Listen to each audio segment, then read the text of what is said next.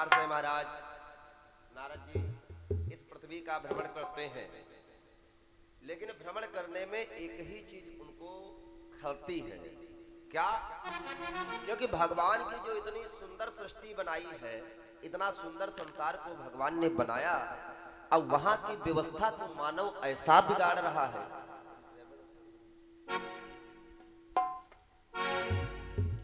ऐसा बिगाड़ रहा है जिसको देख करके आज नारद जी को बड़ा कष्ट होता है। नारद जी ने कहा, हे भगवान, आपकी इतनी सुंदर सृष्टि और यहाँ की व्यवस्था इतनी डगमग हो गई कलिकाल में, हमें ये विश्वास नहीं हो रहा है,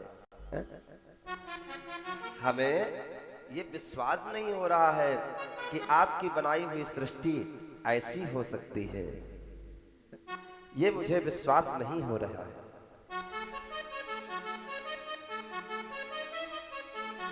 घूम रहे नारद जी महाराज, इधर उधर सब कुछ देखते हैं, ग्रहों ग्रहों में जाकर आश्रमों की व्यवस्था देख रहे हैं तो सबकी बिगड़ी चल रही है कलिकाल में, किसी की व्यवस्था सही है ही नहीं, किसी का गृहस्थ आश्रम सुचारू रूप से चल नहीं रहा है, ये कलिकाल की व्यवस्था है। कलयुग के आते आते यहाँ छोड़ दो, अरे वृंदावनम पुनः प्राप्य नवीन स्वरूपिणी, तो जाता हम युवती सम्य श्रेष्ठ रूपा तु साम्रतम। जो भक्ति मैया है वो तेज सुंदर युवती का रूप पा करके वृंदावन धाम में बैठी हैं, लेकिन उनके जो पुत्र हैं जिनको जवान होना चाहिए, उल्टा हो गई व्यवस्था सब कलिकाल की, जिनको जवान होना चाहिए तो जरत्वम समायातो तेन दुखेन दुखिता, तो साहम तु तरुणी कस्मात् सुतो वृद्धा विमोहिता। जिनको जवान होना चाहिए वो बेचारे वृद्ध जरठ अवस्था में पड़े हैं, और जिनको जरठ अवस्था में होना चाहिए वो युवती बन करके घूम रही है, कलिकाल की व्यवस्था। अब नारद जी घूम रहे चारों तरफ, अब ज्ञान को लेकर के बीड़ा बजाते हुए सब कहीं पर जाकर के धाम धाम में आज देख रहे हैं। तो जब नारद जी महाराज सभी जगह घूमते हैं, और घूमते घूमते आज विचार आया सभी साधुओं का दर्शन भी कर ले, आश्रमों का दर्शन भी कर ले। तो साधु नाम दर्शनम लोके सर्व सिद्धि करम परम। ऐसे साधुओं के दर्शन करने के लिए जब नारद जी महाराज बढ़े तो देखते क्या है, जब जाते हैं कि सभी के आश्रमों में घूम करके, तो वहां की बड़ी व्यवस्था भाई बड़ी बिगड़ी हुई चल रही है, बड़ी व्यवस्था बिगड़ी है। कैसी व्यवस्था बिगड़ी है कि तरुणी प्रभुता गृहे असाल को बुद्धिदायका। हर घर में गृहस्थ आश्रम में नारद जी महाराज देख रहे हैं कि सब जगह एक ही बात दिखाई दे रही, का कि पत्नी की महानता है और पति की नहीं चलती है। बोली भक्त और भगवान की। नारद जी ने कहा ये तो बिल्कुल परिवर्तन हो गया कलिकाल में आते आते है, ऐसा परिवर्तन थोड़ी होना था, ये परिवर्तन हो गया, ये गड़बड़ हो गई है। तरुणी प्रभुता गृहे असाल को बुद्धिदायका। तो नारद जी ने देखा कि पिता सलाहकार नहीं रह गया है, बाबा सलाहकार नहीं रह गया है, ना तो बाबा से सलाह ली जाती कोई कार्य करने के लिए, ना बापा ली जाती है, ली किससे जाती है? साले से। बोली भक्त और भगवान की। साले को बुला लिया जाता है, तुम बताओ कैसा होना चाहिए, साला कहता है ऐसा होना चाहिए, वो काम होता। बोली भक्त और भगवान की। ये व्यवस्था संसार की। नारद जी ने कान पकड़े, हाय भगवान ऐसी तुम्हारी ये संसार की लीला है, कितना सुंदर ये संसार था आपका, है? क्योंकि मैं तो गर्व किया करता था, अरे जिसकी रचना इतनी सुंदर, अब वो कितना सुंदर होगा। मैं संसार को देख करके ये गर्व किया करता था कि हमारा प्रभु सुंदर है तो कोई बात नहीं कि उसकी रचना भी इतनी सुंदर है, लेकिन ऐसा संसार सरकार आपका है, मुझे ये नहीं पता था कलिकाल आते आते इतनी व्यवस्था जगमगा जाएगी आपकी। अरे नाम तेरा है पालनहारा, जाने कब दर्शन होगा, तेरी रचना कितनी सुंदर, तू कितना सुंदर होगा।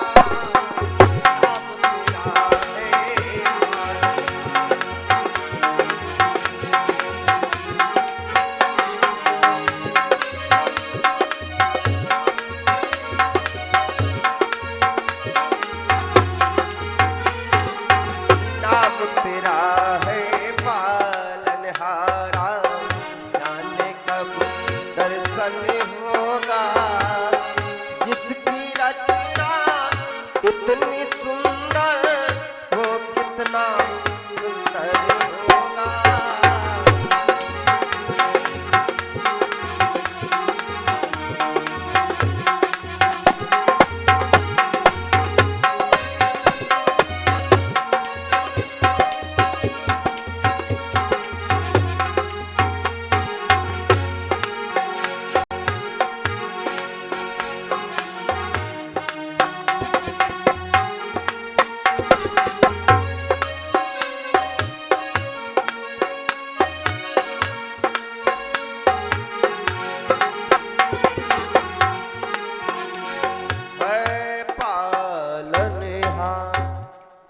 मैंने सोचा था आपका संसार बहुत प्रभु सुंदर है, लेकिन ऐसा संसार ना देखें तो ही अच्छा है।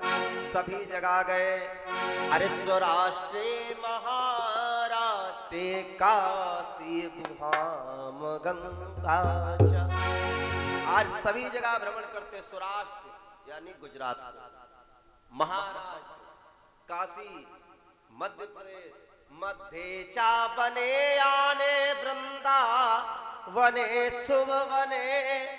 मध्य प्रदेश होते हुए वृंदावन धाम में महाराज आते हैं, और जो ही वृंदावन धाम में पहुंचे तो आज वहां की स्थिति देख करके आज बहुत रोने लगे नारद जी महाराज कि यहाँ भी धर्म शून्य पड़ गया है, कि किसी को ज्ञान नहीं है। अब जब वृंदावन जैसी धरती अज्ञान में भर जाएगी तो महाराज फिर संसार का होगा क्या? संसार बिल्कुल ही ज्ञान विहीन हो जाएगा, क्योंकि वृंदावन कोई साधारण नहीं है। अरे वृंदावन धाम को वास भलो, और जहाँ पास बहे यमुना महारानी, जो नित्य न्याय के ध्यान धरे, अब वैकुंठ मिले तिनको रजधानी। अरे वेद पुराण बखान करे, असंत मुनि तिनके मन माही। यमुना यमदूतन तारती है, अभवतारती है श्री राधिका। ऐसी धाम वृंदावन धाम को वास बोलो, ऐसे वृंदावन की पावन जहाँ कड़े कड़े में विराजता वो सांवला सरकार है। अब कड़े कड़े में मस्तक रखने पर मिल जाता वो सरकार है। ऐसा धाम वृंदावन महाराज है, और उस वृंदावन की ऐसी स्थिति है। महाराज रोने लगे देख करके। तब तक देखते हैं सामने एक सुंदर स्त्री है, आवाज लगाई। नारद जी महाराज वहां से जाते हैं, चले निकलते जा रहे हैं, लेकिन संत को देख करके उसने आवाज दिया कि भो भो साधु क्षणम तिष्ठ। महाराज थोड़ा रुक जाइए। अब अचानक ब्रेक लग गई बाबा नारद के। क्या बात है? क्योंकि संत का कार्य यही होता है, क्योंकि परमार्थ हित अगर कोई रोकता है तो रुक जाना चाहिए। किसी पर अगर कष्ट आता है तो ये संत की परिभाषा ही यही होती है, संत का जीवन ही यही होता है कि उसको उसके कष्ट से निवारण होने का मार्ग बता करके जाए। अगर कोई व्यक्ति पीड़ित दिखाई पड़ जाए तो उसके दुख का निवारण का मार्ग उसे बता करके जाए। नारद जी महाराज रुक गए। नारद जी ने कहा, देवी तुम कौन हो, क्या कष्ट है तुम्हें? तो नारद जी से वही बात भक्ति ने कहा, मैं भक्ति हूँ, ये ज्ञान वैराग्य है, लेकिन इनको क्या कष्ट है? इनको केवल एक ही कष्ट है जो आजकल व्यक्ति के अंदर बहुत जल्दी आ जाता है। इनके अगर ये गति है तो किसी के कर्म का दोष नहीं है, इन्हें जो मिल रहा है वो इनके कर्मों का ही फल है, किसी के कर्म का दोष नहीं है। इन्होंने जो किया वही पा रहे हैं, क्योंकि इन्हें बड़ा घमंड था, बड़ा अहंकार था, बड़ा अभिमान था, और अभिमान पतन का मार्ग बनता है। बोले भक्त और भगवान की ये सत्य है। तो नारद जी ने कहा, इनको क्या अभिमान था? बड़ी सुंदर लाइन है, सुनो।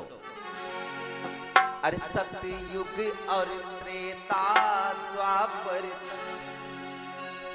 थे आप न तीनों, अब आपे में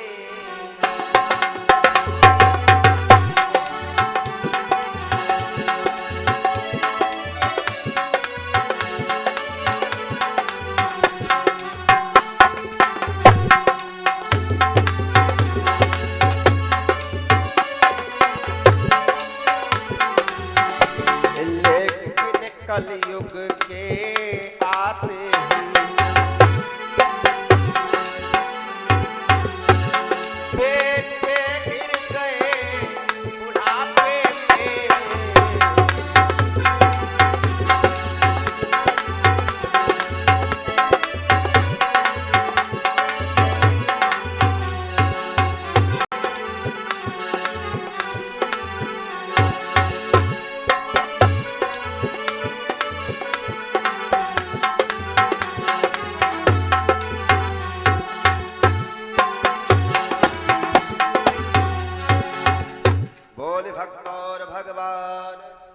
अच्छा क्या बात है?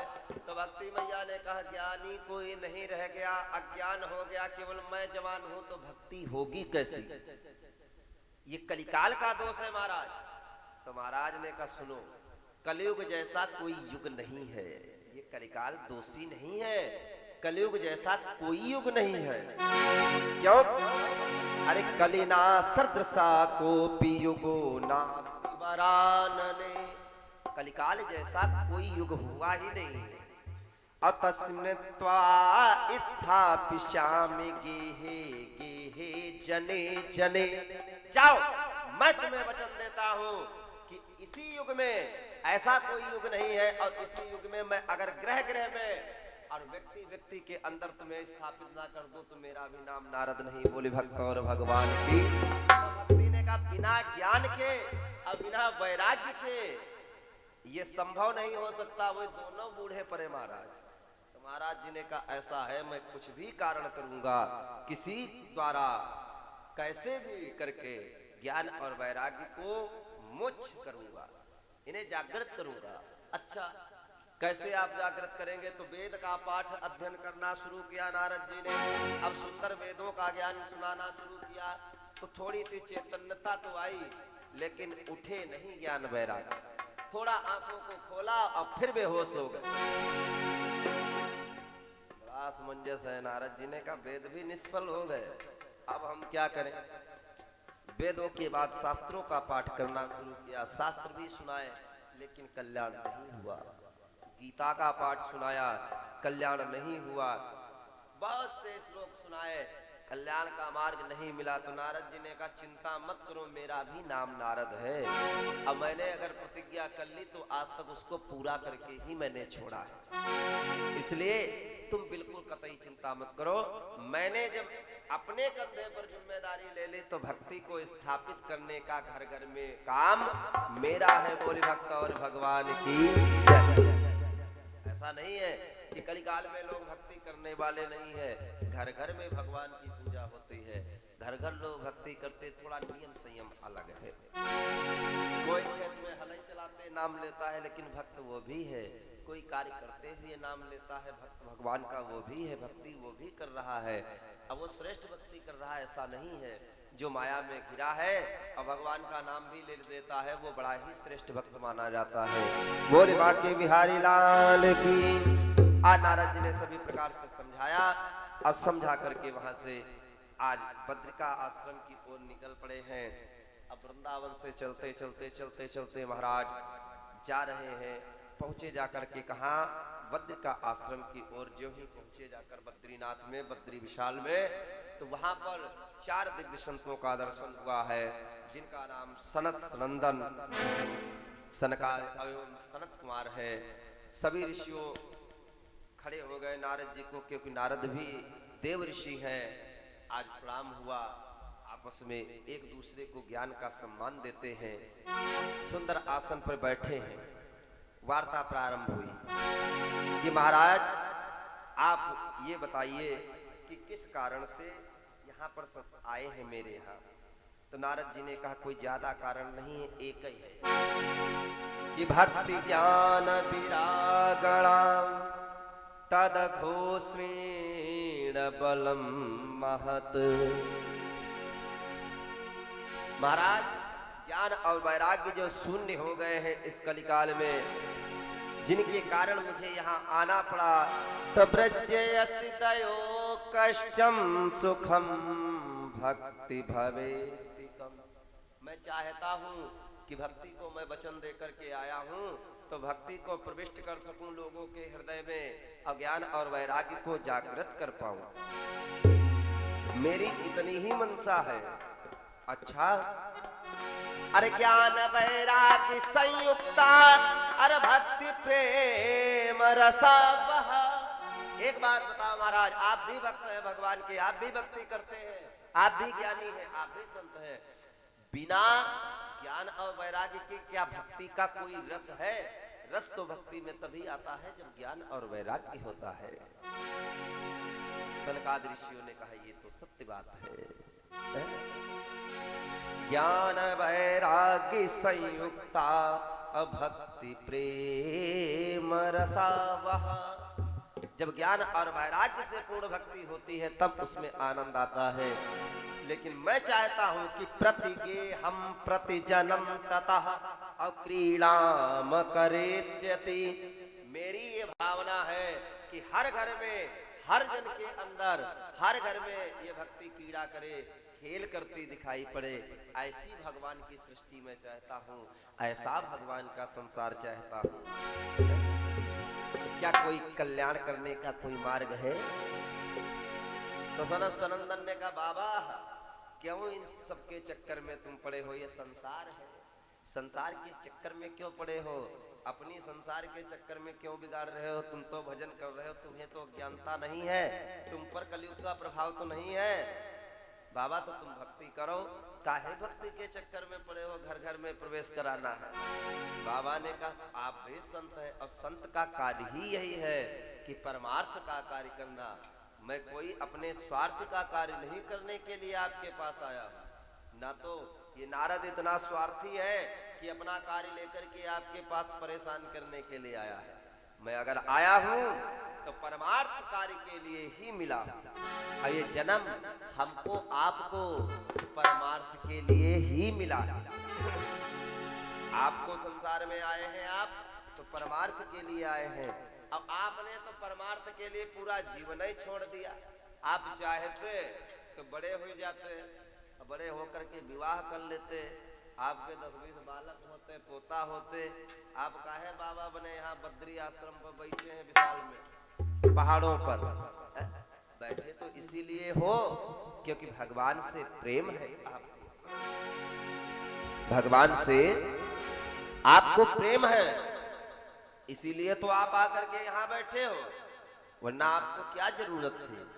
किसी चीज की कमी थोड़ी थी। ब्रह्मा जी के आप भी पुत्र हैं, जिन ब्रह्मा जी के हम पुत्र हैं।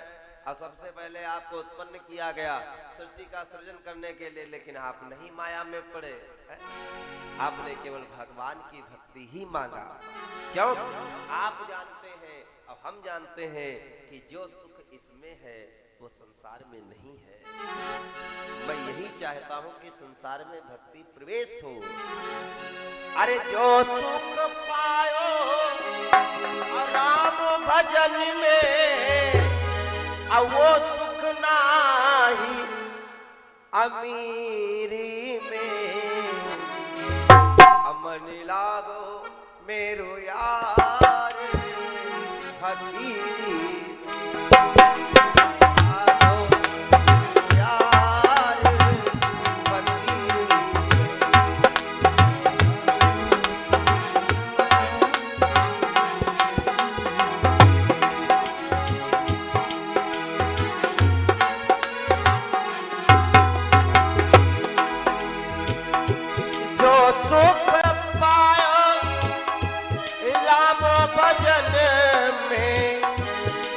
सुख नाही अमीरी में। मन लागो मेरो यार फकीरी में। मन लागो मेरो यार फकीरी में।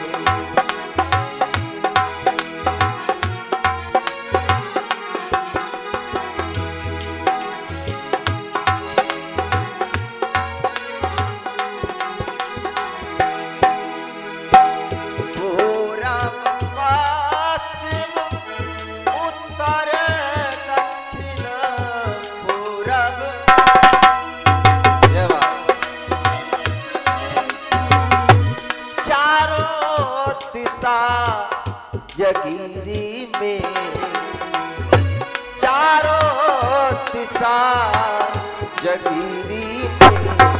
मन लागो मेरो यार फकीरी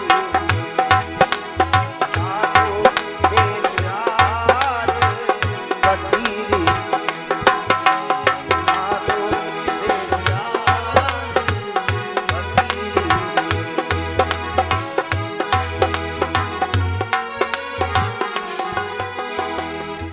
बोले भट्टौर भगवान की, वृंदावन बिहारी लाल की,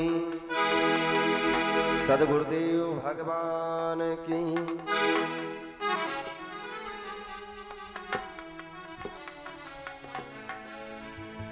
महाराज सनकादिक ऋषि गणों से पूछते हैं, महाराज एक बात बताओ, कलयुग में कोई साधन है जिसके द्वारा मैंने वेद भी सुनाया, वेद भी सुनाया, लेकिन एक बात बताइए कि वेद के द्वारा कल्याण नहीं हुआ ज्ञान वैराग्य का। मैंने शास्त्र भी सुनाए, उसके द्वारा भी नहीं हुआ। गीता आदि का पाठ भी सुनाया, लेकिन नहीं हुआ।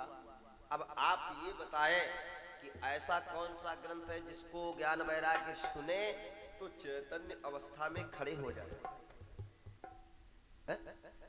खड़े हो जाए। तो महाराज ने कहा खड़े हो जाएंगे, खड़े हो जाएंगे, कोई बड़ी बात नहीं है। अगर भागवत महापुराण सुना दी जाए, एकम भागवतम शास्त्रम मुक्तिदाने न गर्जति। तो नारद जी ने कहा एक बात हमें संदेह है। क्या संदेह है? संदेह यह है महाराज कि भागवत का जन्म इन्हीं वेदों शास्त्रों से है। फिर यहां तक छोड़ दीजिए, वेदों से शास्त्र है और शास्त्रों से पुराण है।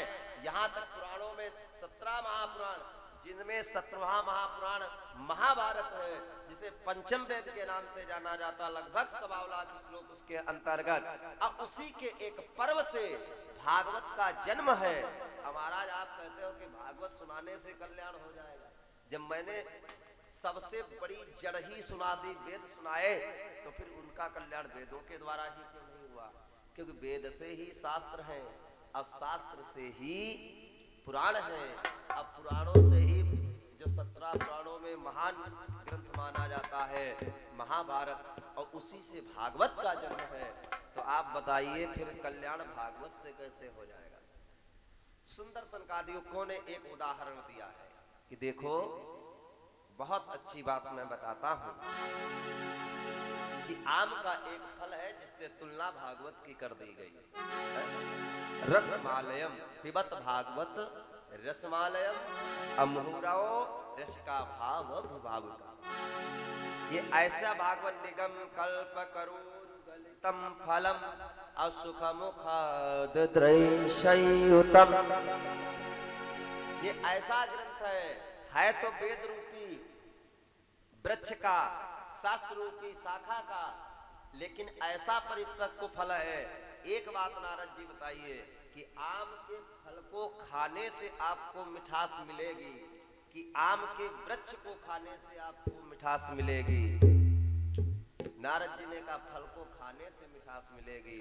तो नारद जी से सनकादिक ऋषियों ने कहा बिल्कुल वैसे ही भागवत है। वेद आपने सुनाए, वेद एक वृक्ष है, शास्त्र सुनाए, शास्त्र उसकी शाखाएं हैं, लेकिन भागवत उसका पका हुआ फल है। बोली भक्त और भगवान की। इसलिए इसके द्वारा उनका कल्याण होगा। तो नारद जी ने कहा ठीक है भाई, तो आप इतना कष्ट महान भाव करिए कि हमारे साथ चल करके उनको कथा सुना दीजिए। यद्यपि मैं सुना सकता हूँ, लेकिन आप परम ज्ञानी, आप ही के द्वारा हो जाए, मुझे भी अवसर मिल जाएगा सुनने का। तो नारद जी ने जब ऐसा आग्रह किया तो उन्होंने कहा देखो ये कोई साधारण ग्रंथ नहीं, मैं जानता हूं कि अगर इनको सुन लेंगे तो उनका कल्याण जरूर हो जाएगा, जरूर उनका कल्याण होगा। इसलिए तुम चलो और उनको लेकर के थोड़ा आगे तक आओ, क्योंकि हमको इतना चलना असंभव है, हम वहां तक नहीं जाएंगे। इसलिए उनको आधी दूर तुम लेकर के चले आओ और आधी दूर मैं यहां से जाऊं। अब बद्रीनाथ से चले हैं, बद्री का आश्रम से, बद्री विशाल से महाराज सनंदन और हरिद्वार तक चल करके आए। और वृंदावन से महाराज भक्ति मैया और ज्ञान वैरागी को लेकर के अब हरिद्वार के पावन घाट पर पहुंचे हैं, जहां पर संतों के समुदाय सहित अब ऐसे वैसे संत नहीं मौजूद हैं, साधारण संत भी नहीं मौजूद, सारे संत मौजूद हैं। बोली भक्त और भगवान की है, जिनके मध्यस्थ में ये सुंदर आज पुराण का पाठ होने के लिए जा रहा है। सारे वहां पर एक से एक विद्वान संत वहां पर उपस्थित है। अरे भृगु वशिष्ठ चवनस्य गौतमो, अरे मेधा तीर्थ देवल देवरातो, अरे रामस्तथा गाधि सुतस्य साकलो, मृकंड पुत्रात्रिजिपिप्पलादा। सारे जो प्रकांड विद्वान संत हैं वहां पर उपस्थित है। असंतों के समुदाय में योगेश्वरो व्यास पारासरोचा, अछाया सुको जाल जिलज मुख्या, सर्वे मयि मुनिगणा सह पुत्र शिष्या, तो सो स्त्री भिवार प्रिय प्रेण युक्ता। सारे अपने संत जो हैं अपनी अपनी पत्नियों के साथ, अपने अपने पुत्रों के साथ, अपने अपने शिष्यों के साथ उपस्थित हुए हैं। जाकर के कहा महाराज हरिद्वार में, और सभी आज उपस्थित होकर के भगवान की कथा सुनने के लिए जा रहे हैं। आज महाराज ने कथा सुनाई, सुंदर आरंभ किया है कथा का। और जो ही भगवान की कथा का आरंभ किया तो आज ज्ञान और वैराग्य चैतन्य हो गए, आंखें खोल दी ज्ञान वैराग्य ने। अब भक्ति मैया नृत्य करना प्रारंभ कर दी है, क्योंकि गाना प्रारंभ कर दी, भगवान का भजन करना शुरू कर दिया। कैसे? अरे भक्ति सुतात सुतर्णो गृहीत्वा, अप्रेमक रूपा सहसा विरासीत। अरे श्री कृष्ण गोविंद हरे मुरारे, नाथेति नामानि मुहुरो वदन्ति। श्री कृष्ण गोविंद हरे मुरारे, नारायण वासुदेव।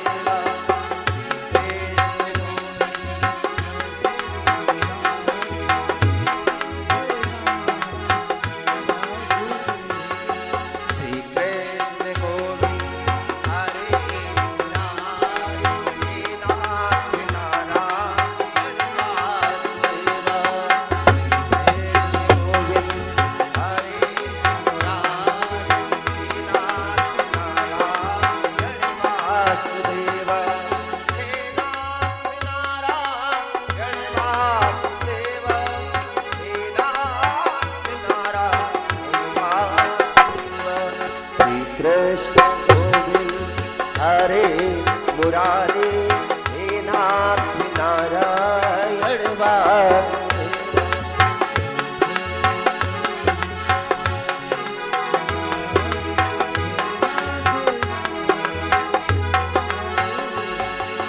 हे नाथ नारायण वासुदेव, हे नाथ नारायण वासुदेव। भक्ति मैया ताता खाया करते हुए नृत्य करना प्रारंभ करती हैं। ज्यों ही देखा कि हमारे पुत्र तरुण हो गए हैं, अरे भक्ति सुतो तो तरुणो गृहीत्वा अप्रेमय रूपा सहसा विरासी।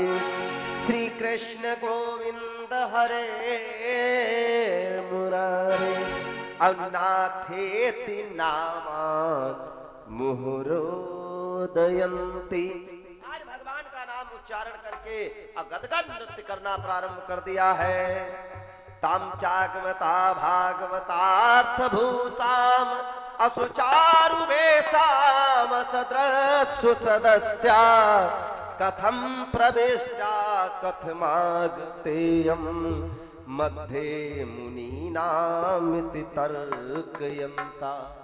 आज सुंदर कथा चल रही है, नृत्य करते हुए आज गाना आरंभ करती है।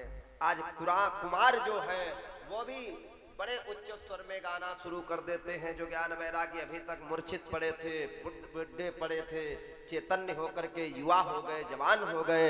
उचु कुमारा वचनम तदानी अकथार्थ तो निष्पतिता धुनेयम एवं गिरासा ससुता निशम्या सनत कुमाराम निजगादिनम्रा।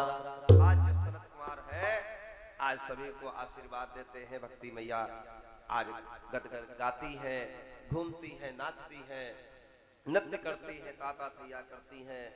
ऐसे भगवान की पावन कथा में आनंद ले रही हैं।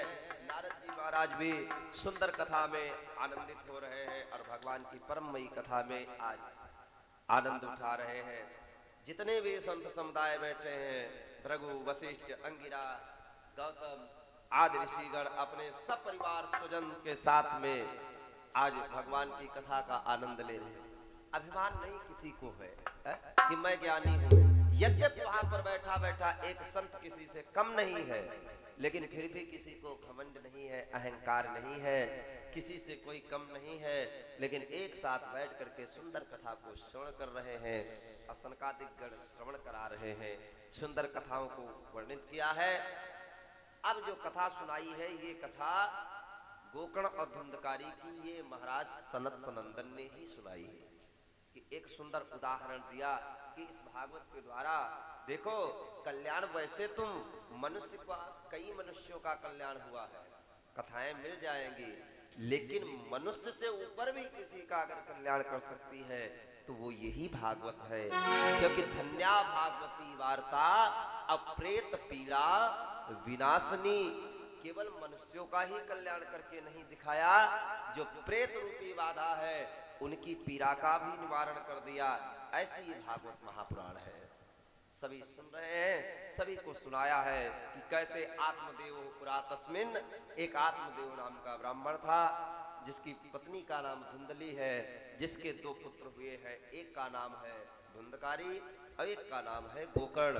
तो गोकर्ण अंतर कितना है, जैसे एक सुख है और एक दुख है, सुख दुख का जोड़ा है और जीवन में कब आता है, दोनों एक साथ रहते हैं।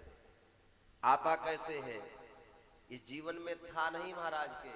जब गृहस्थी बिगड़ती है, गृहस्थी बिगड़ती कब है, जब विचारों में अंतर पैदा हो जाती है। क्योंकि गृहस्थी का बंधन सुचारू रूप से चलता तभी तक है जब विचार एक जैसे चलते हैं। जब विचार में भिन्नता आ जाए तो गृहस्थी की गाड़ी किसी की ठीक नहीं चलती। बोली भक्त और भगवान की।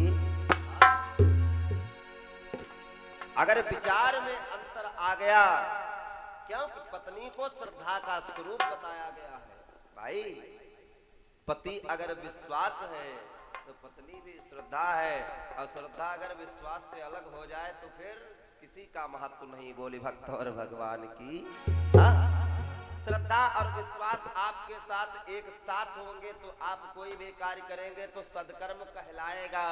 अब खाली श्रद्धा है, विश्वास नहीं हृदय में है, श्रद्धा तो बहुत बड़ी है कि कथा सुनेंगे, दान करेंगे, पूजा करेंगे, बड़ी श्रद्धा है, लेकिन अगर विश्वास नहीं है कि हम करेंगे तो हमें कुछ मिलेगा तो फिर करने से बेकार है, निष्फल है। बोली भक्त और भगवान की।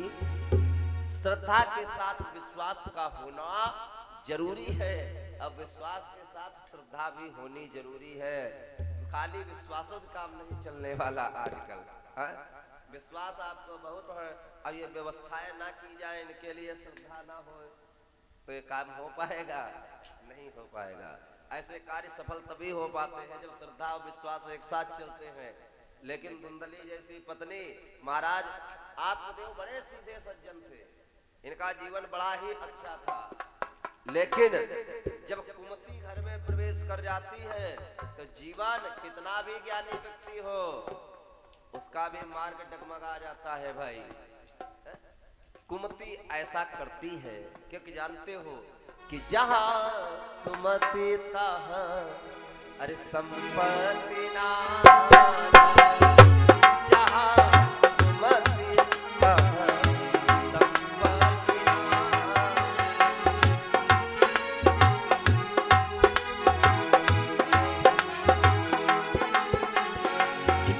जहां सुमति तहां संपत्ति नाना,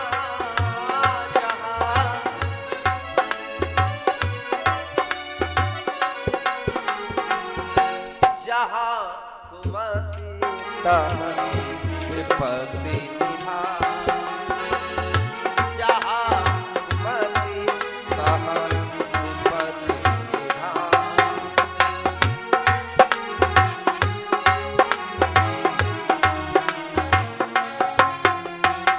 जहां सुमति होती है वहां सब कुछ अच्छा चलता है।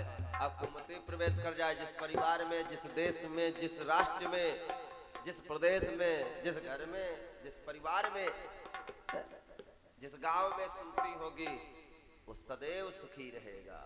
अब कुमति आ जाए तो एक घर भी सुखी नहीं रहता, गांव और राष्ट्र देश की बातें छोड़ दो। बोली भक्त और भगवान की। हाँ, ये कुमति का प्रभाव है जीवन में।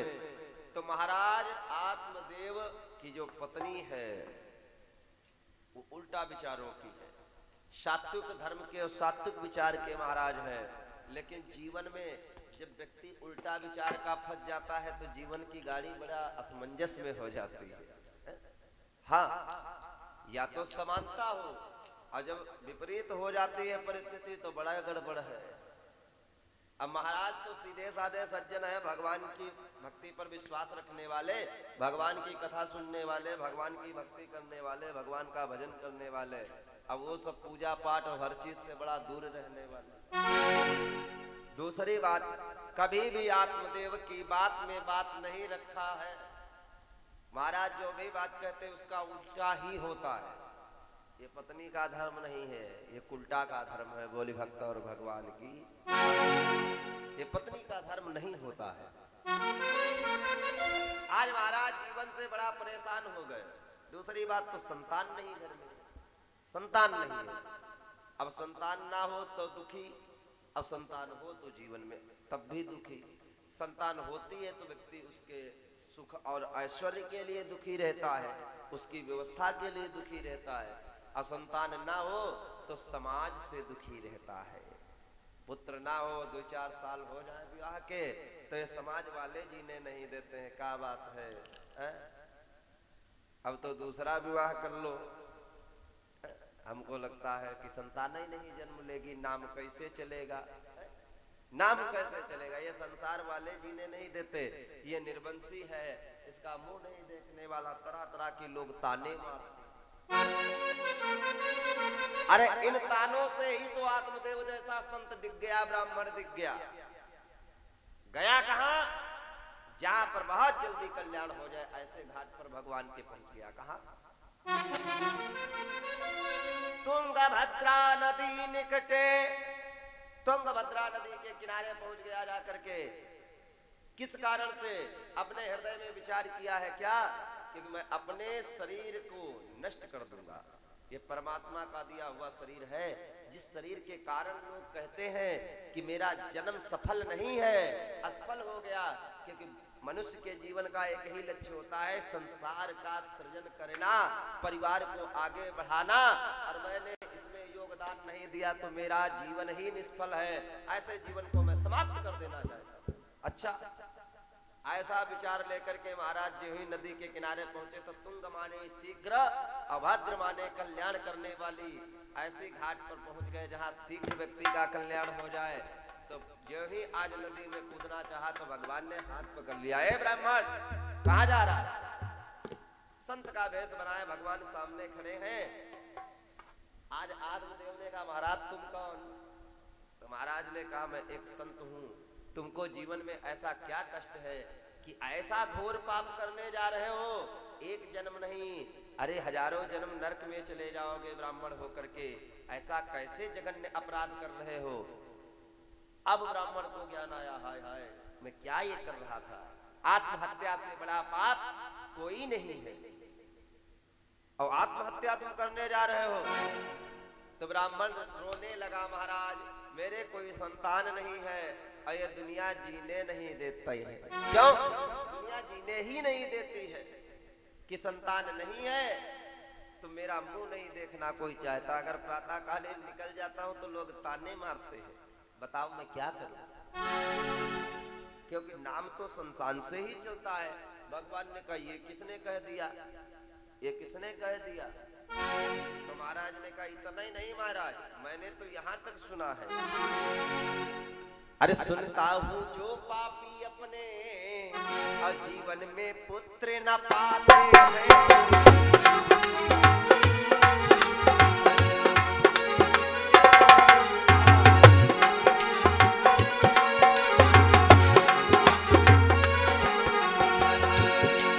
सुनता हूँ जो पापी अपने जीवन में पुत्र न पाते हैं, स्वयं नरक में जाते हैं और पुरखों को ले जाते हैं।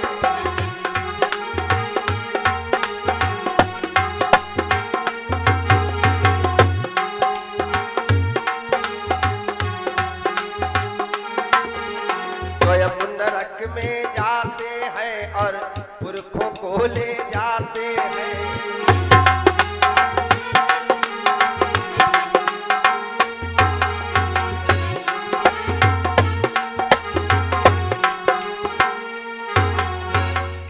मैंने सुना है कि जो पापी अपने जीवन में पुत्र नहीं पाते हैं वो स्वयं तो नरक में जाते हैं, लेकिन पुरखों को भी ले जाते हैं। का ऐसा कैसे कि संतान ही लिख दी? संतान भविष्य लिखती है किसी का? क्या होगा? ब्रह्मा जी भविष्य लिखते हैं कि संतान लिखती है? ब्राह्मण ने कहा, मैंने सुना यही है। तो कहा, एक बात बताओ, फिर महाराज सगर क्यों नहीं चले गए स्वर्ग में? अगर स्वर्ग और नरक का फैसला संतान के द्वारा होता है तो सगर से बड़ा संतान वाला कौन था? 60,000 पुत्र थे और एक दूसरी रानी केसनी से भी पुत्र था। तो फिर वो क्यों नहीं स्वर्ग में चले गए? क्यों नहीं गए? उनका कल्याण क्यों नहीं हुआ? उनका मोक्ष क्यों नहीं हुआ? आखिर जब भागीरथ गए हैं और भागीरथ गंगा जी को लाए तब उनके वंश का कल्याण, तो उनको स्वर्ग की प्राप्ति क्यों नहीं हुई? ब्राह्मण को जब समझाया तो ब्राह्मण के समझ में आया। ब्राह्मण ने कहा, महाराज मैं बेकार में इस संसार के चक्कर में पड़ा था, है?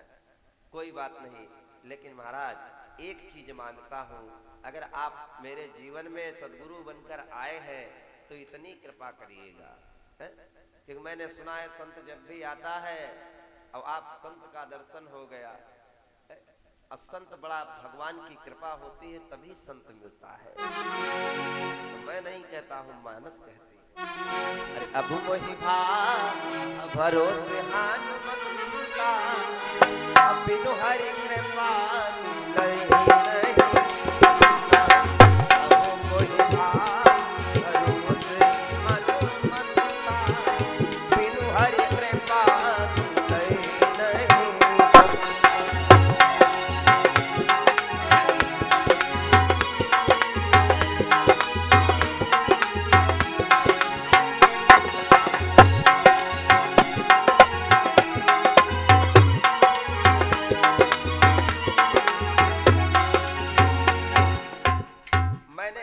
मान लिया है कि संत का दर्शन बड़े भाग्य से होता है, इसलिए महाराज हम पर एक कृपा कर दीजिए।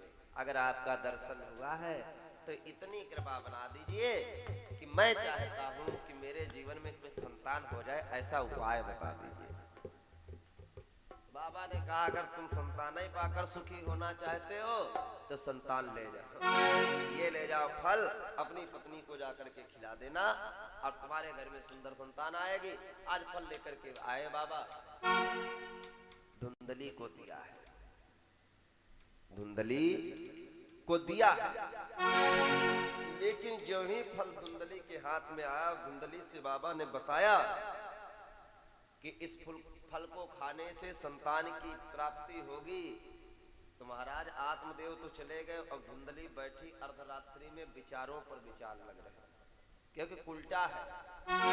धुंधली सोच रही है कि इस फल को खाएं कि ना खाएं, खाएं कि ना खाएं, क्योंकि बड़ी समस्या है। अगर पुत्र होता है तो बहुत आफत है कि स्त्री के लिए कार्य बहुत बढ़ जाते हैं। वर्षावधि स्त्रिया कार्य तेन पुत्रोति निर्मल। अगर पुत्र होते हैं तो कार्य बहुत बढ़ जाते हैं। जानते हो कितने कार्य बढ़ जाते हैं? मैंने सुना है कि लालन पालन में बड़ा दुख सहना माता को पड़ता, सारे कार्य माता ही को सहने। अरे लालने पालने दुखम अप्रसूताच वर्तते, अवंध्या वा विधवा नारी असुखनी चेति में मति। मेरी नजर में लालन और पालन, मां बनना, ये सबसे बड़ा संसार का दुखी का कार्य है। दुख ही दुख जीवन में, सुखी कौन है? मैं बता रहा हूं कि धुंधली उल्टा विचारों के है, सब उल्टा ही दिखाई पड़ता है उसको। धुंधली के विचार में सुखी जानते हो कौन स्त्री है? या तो वो बंध्या हो, जिसके कभी संतान ही ना हो, बांझ कही जाती हो, वो सुखी है। अब या तो विधवा हो, वो सुखी है। अब पुत्र उसके समझ में नहीं आता है। बोली भक्त और भगवान की ऐसी विचारधारा धुंधली की। अरे तरुणी कुटिला तस्य सकस्त्रे चार सुरदोहा, अहो चिंता ममोत्पन्ना फलम चाहना भक्षये। मेरी इच्छा कतई नहीं है कि ये फल का मैं भक्षण करूं। अब माता के ममत्व में और पुत्र के मोह में फंस करके अब कहीं मेरी प्रसूति अवस्था में गई तो मेरी मृत्यु हो गई तो मेरा क्या होगा? बोले भक्त और भगवान की। क्योंकि मैंने सुना है सबसे बड़ा कष्ट तभी होता है, सबसे बड़ी पीड़ा होती है जब बालक का जन्म होता है। माता को 9 महीने गर्भ में पेट में लेकर के बालक को घूमना पड़ता है।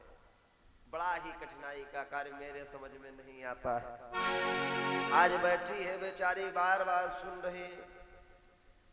आई तब तक बहन उसकी, तो जैसे विचारों की वो है वैसे उसकी बहन भी है। तो बहन के विचार मिल गए, धुंधली के विचार मिले। धुंधली से बहन ने कहा चिंता मत कर, ये फल खाने की जरूरत नहीं है, लेकिन इसकी परीक्षा लेने की जरूरत है। हाँ, अगर तुम्हारा पति कहता है कि संत ने दिया है, वाकई में इसमें महत्व है, तो जाओ तुम्हारे द्वार पर जो बांझ गऊ खड़ी है 12 वर्षों से, इसको खिलाओ फल। धुंधली ने कहा अगर गाय ने बच्चे को जन्म दे दिया तो हम क्या जवाब देंगे ब्राह्मण को? तो कहा अगर गाय ने बच्चे को जन्म दे दिया तो जाओ, तुम्हारी बहन बच्चे को जन्म देगी, वो बच्चा ही तुम्हें दे देगी। बोले भक्त और भगवान की, बोले भक्त और भगवान की। अथ काले न सा नारी अप्रसूता बालकम तदा, आनीय जनको बालम रहे से धुंधली दलो। ये धुंधली का रहस्य ना कोई जान सका ना समझ सका। ये बहनों की सलाह हो गई अंदर ही अंदर। आज उस फल को जाकर के गाय को खिला दिया गया और धुंधली बहन को अपने घर में रख लेती है, क्योंकि सेवा कराने के बहाने। गृहस्थ आश्रम में तब के संत का जीवन है, घर में आते ही नहीं महाराज है। बहुत दिनों बाद पता चला है कि महाराज आपके घर में एक बालक का जन्म हुआ है। और धुंधली की बहन ने जो बालक जन्मा वो धुंधली ने अपना बता दिया। बड़ा ही काला कुरूप बालक है, बड़ा ही काला कुरूप बालक है मेरे भाई। आज ऐसा बालक जन्म लेकर के गृह में आया, संतों को बुलाया। थोड़े दिन के बाद में एक और अवसर मिला, महाराज को सुनाई पड़ा है कि आपके द्वार पर जो गऊ 12 वर्षों से बंध्या खड़ी थी, उसने भी एक बालक को जन्म दिया है, उसने भी एक बालक को जन्म दिया है। तो महाराज ने कहा मेरे यहाँ तो भगवान की बड़ी असीम अनुकंपा हो गए, जब देते हैं तो छप्पर फाड़ कर दे देते हैं। आज बड़ा धन्यवाद करने लगे महाराज कि प्रभु तूने मेरे दाता अब बहुत कुछ दिया है, अब तेरा शुक्रिया है, तेरा शुक्रिया है, तेरा शुक्रिया है, तेरा शुक्रिया। तूने मेरे मालिक बहुत कुछ दिया है, तूने मेरे मालिक बहुत कुछ दिया है, तेरा शुक्रिया है, तेरा शुक्रिया है, तेरा शुक्रिया है, तेरा शुक्रिया।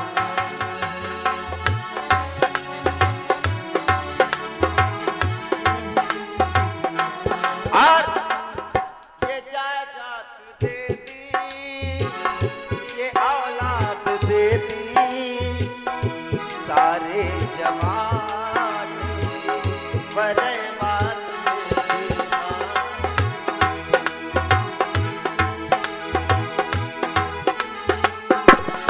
और तेरा ही दिया मैंने खाया पिया है, तेरा ही दिया मैंने खाया पिया है, तेरा शुक्रिया है, तेरा शुक्रिया है, तेरा शुक्रिया है, तेरा शुक्रिया। तूने मेरे मालिक बहुत कुछ दिया है, तेरा शुक्रिया है, तेरा शुक्रिया।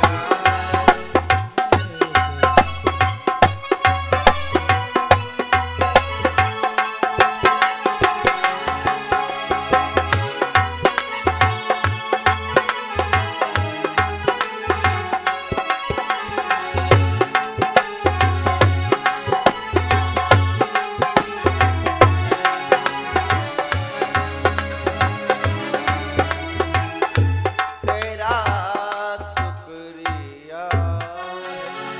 आज बहुत भगवान को धन्यवाद करते हैं, प्रभु मेरे यहाँ संतान एक भी नहीं थी, अब आप देने पर आते हैं तो दुई दे दें। आज मेरे जीवन का बड़ा ही सौभाग्य हो गया।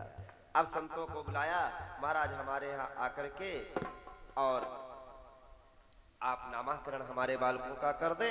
अब संतगण पधारे हैं, संतगण आज पधारे। पतिना तत्कृतं सर्वं पुत्र रक्षण हेतवे, पुत्रस्य धुंधकारीति नाम मात्राण प्रतिष्ठितम्।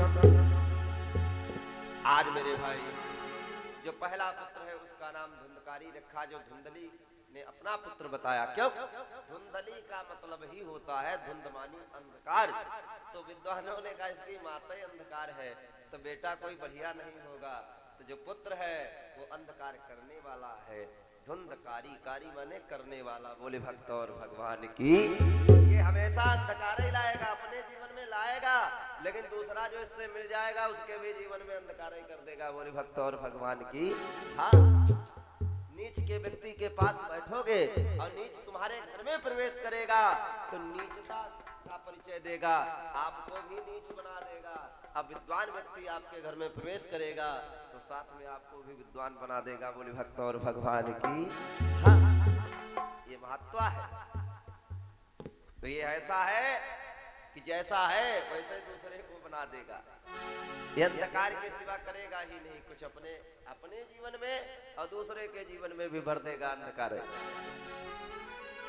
ऐसा अंधकारी।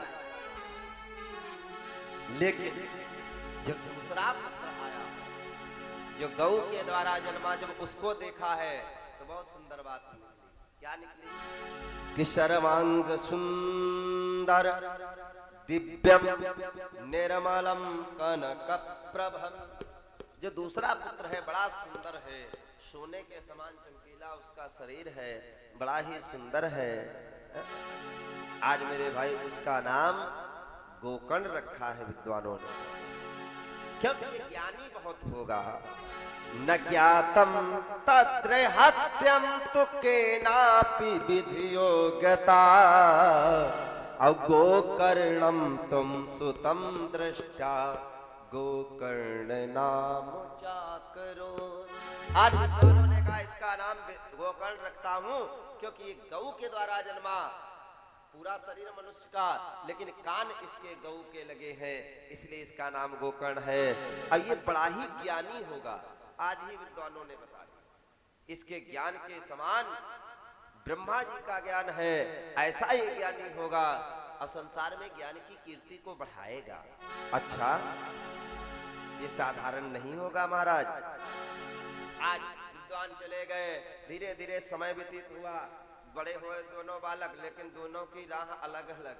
एक डकैती कर रहा है और एक मंदिर में घंटी बजा रहा है। हाँ, जो जैसा व्यक्ति होता है वो नजर बचपन से आ जाता है, ये क्या करेगा, ये कैसा होगा, संस्कार उसके बता देते हैं कि इसका भविष्य क्या होगा। तो कृतकालेन तो जातो तरुणो तनया भुवो। दोनों बालक बड़े हो रहे हैं, लेकिन अंतर कितना है। गोकर्णा पंडितो ज्ञानी धुंधकारी महाखला। दोनों में अंतर इतना है, बड़े दोनों हो रहे हैं, युवा दोनों हो रहे हैं, तरुण दोनों हो रहे हैं, लेकिन अंतर इतना है। गोकर्ण विद्वान बनना चाहता है, पंडित बनना चाहता है, ज्ञानी बनना चाहता है, और धुंधकारी जत्तै दुष्कर्म वत्तै करना चाहता है। चाहे चोरी हो, डकैती हो, जुआ हो, शराब हो, वैश्यावृत्ति हो, सब कुछ करना चाहता है। धुंधकारी महाखला। अरे गोकर्ण सुबह से संध्या तक पूजन में समय बिताता है।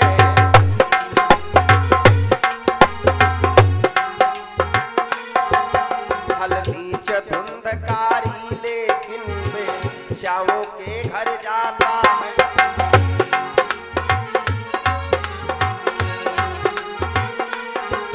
फल नीच धुंधकारी लेकिन वे श्यामों के घर जाता है।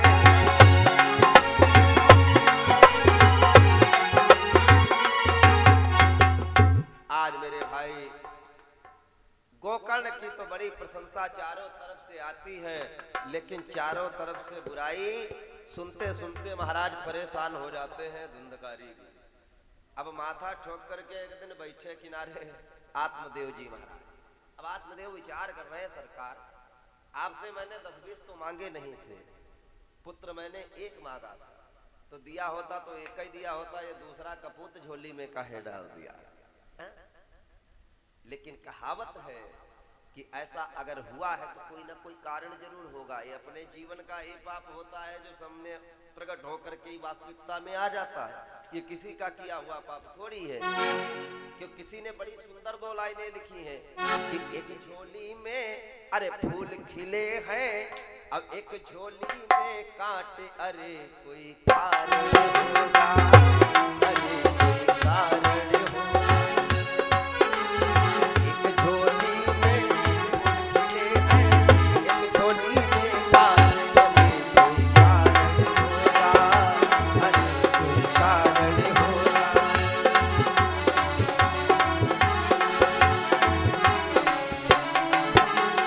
बांटने वाला देखो कैसे बाट बाट कर बांटे, अरे कोई कारण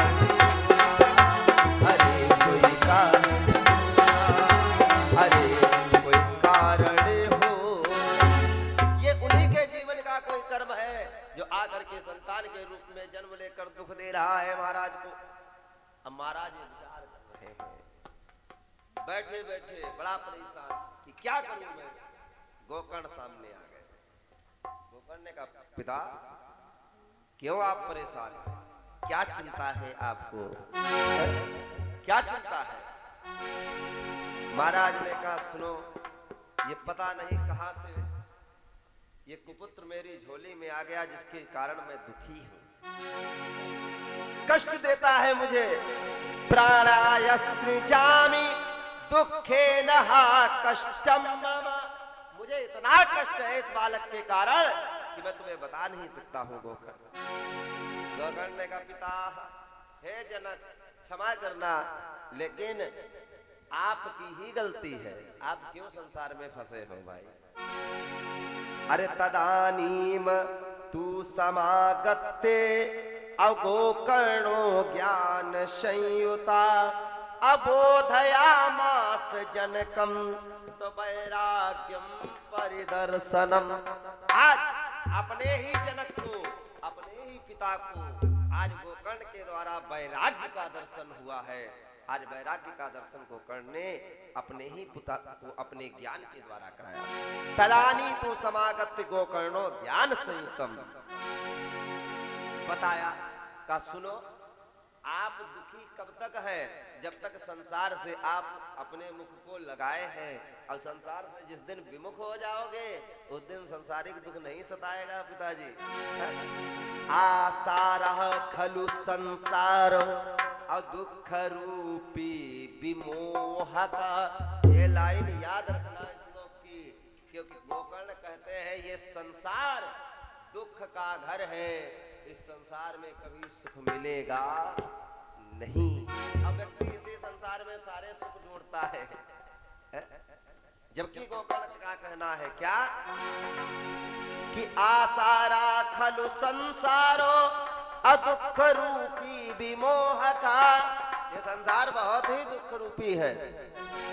असुता कस्य धनम कस्य स्त्री वह जलनोतिशम न चेन्द्रस्य सुखम किंचिनम सुखम चक्रवर्तिनः असुखमस्ति विरक्तम